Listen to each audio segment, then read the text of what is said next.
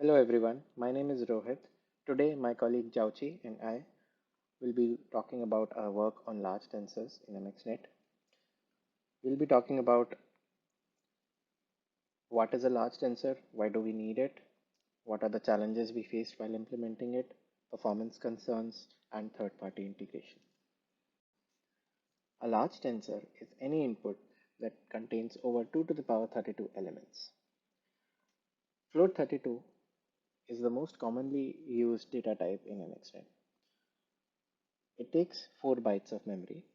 A large tensor of float 32 elements would roughly take 16 gigabytes of memory. A float 64 double precision large tensor would take 32 gigabytes.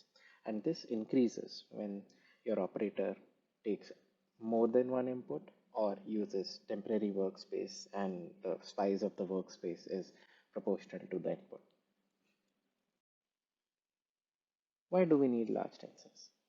A simple comparison shows that upper limit of a signed integer is less than 2.15 billion and upper limit of a unsigned integer is less than 4.5 billion.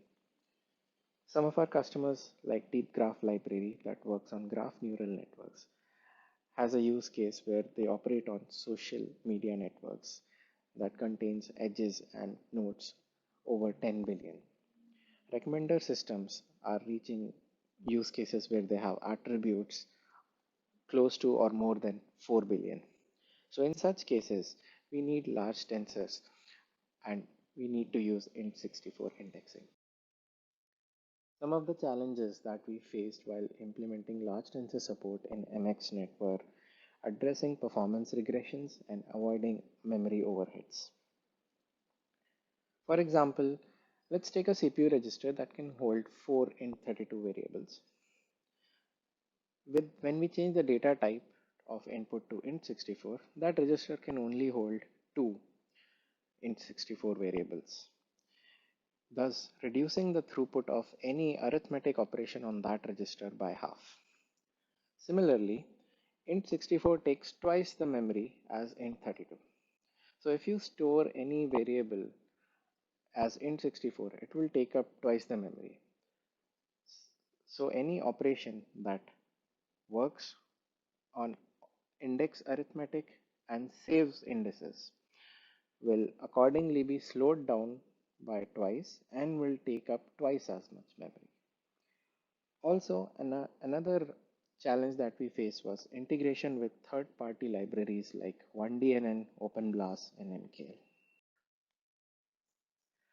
While implementing large tensor support, the first question that came to our mind was how can we ensure that the developers are not confused what sort of integer data type to be used for indices.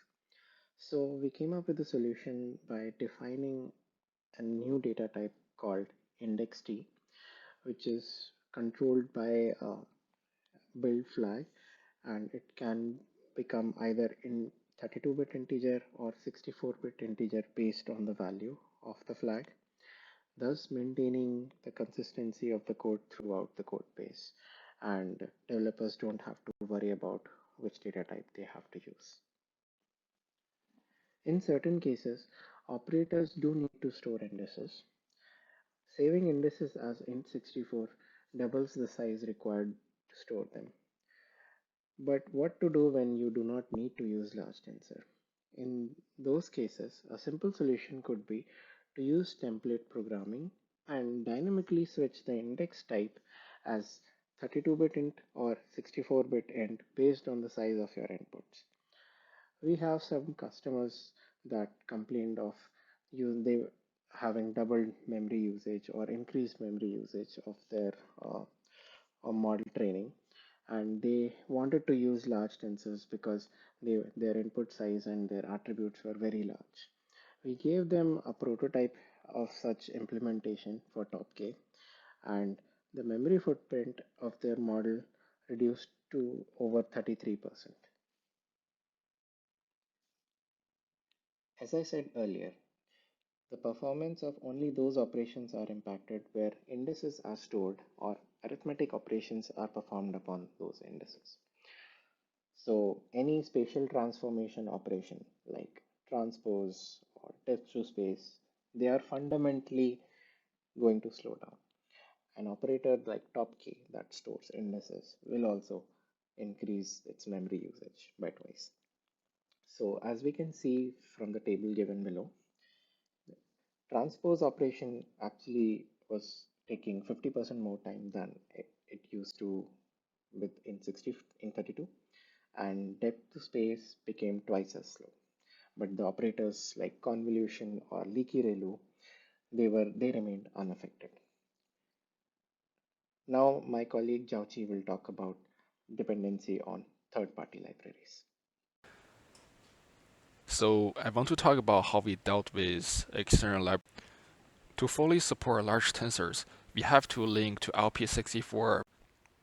So it seems like all we need to do here is to build ILP64. So as it turned out, MXNet is used with NumPy and OpenCV.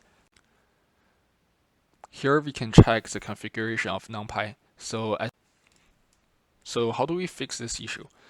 One way would be to use this. So the solution we end up choosing is statically linking to OpenBLAS. So by doing what I described in the last slide, we are finally able